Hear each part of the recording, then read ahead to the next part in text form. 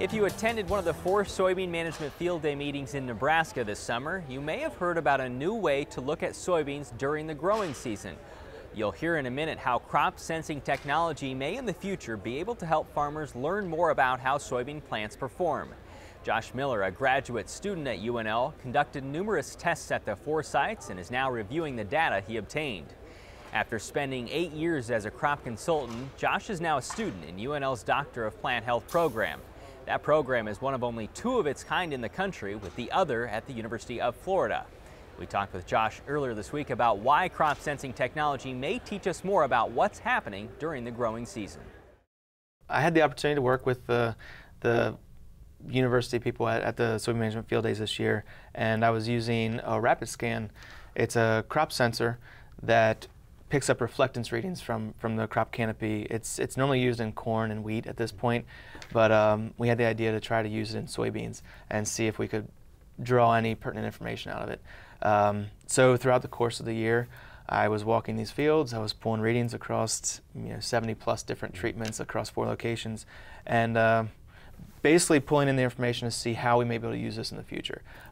It's a little bit abstract at this point, but from the information we're pulling, since it's a relatively new technology in this crop, we're thinking that there's going to be a lot of different angles we can take on this thing. So one thing that we're looking at doing is, can we take these readings at a certain time of year, and that will give us a predictive relative yield for the year's end. We're getting some pretty strong correlations between these readings that we've found this year and our year-end yield. So that's one possibility.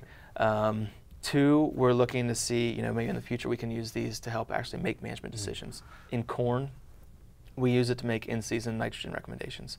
So can we detect things physiologically in the soybean plant to also help us make these management decisions? So, like I said, it's pretty abstract right now, but we're learning a lot of information this first year because we went with a shotgun approach, took readings across all kinds of different treatments, all these different fields, and now we've got a gigantic data set to pull from, and we're pulling that pertinent information out right now. So I read a story about this, and you were interviewed, and you said it's important that we're building the curve. Yeah. What does that mean? One of the ways that this has been used currently that I've read about is that we're taking a few readings, but mainly at a certain time of year. I'm not sure that we're taking them at the right time of year. So what we wanted to do was take a step back and start from emergence to dry down and take readings across the whole year. Okay, and then from that we're going to determine where do the correlations lie. If we were just taking them at R2 before, maybe that's not where there was any correlation. Maybe we're not detecting the physiological response at that time. If we take them from emergence to dry down, we're going to have a better chance to see when we can use this sensor better in season. So the data that you're still reviewing from the soybean management field days, even though it's early, can you draw any conclusions from it? Well, 2 things that we're looking at right now, like you said, it's early, but we are seeing some correlation to the final yield and readings at certain times of the year. So that's something we want to hone in on a little bit more, learn a little bit more about to see if that is something that we can use in the future. And then secondly, one of the key points we're looking at is the seed treatments. We're not seeing, and typically we don't see a lot of end of season yield response to these seed treatments, but with the readings that we took this year, we are seeing some differences in reflectance. So we do know that something is going on physiologically in the plant, and that's something we want to focus in a little more to see if we're using seed treatments the right way, to see when are we getting these responses and how it's actually working in the plant. So this is stuff that can be used then in the future to try and do new studies? Yeah, to see what these treatments are doing, to see how they're working in the plant. We did nitrogen studies too out there, and we're seeing these differences in the reflectance based on the nitrogen that was used.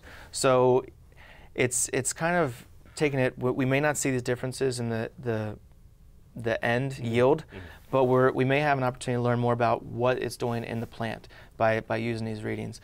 So it is physiologically doing something in the plant, but maybe we're just not using these right. So it's another tool that I think we can use to help kind of elicit a better response from these treatments.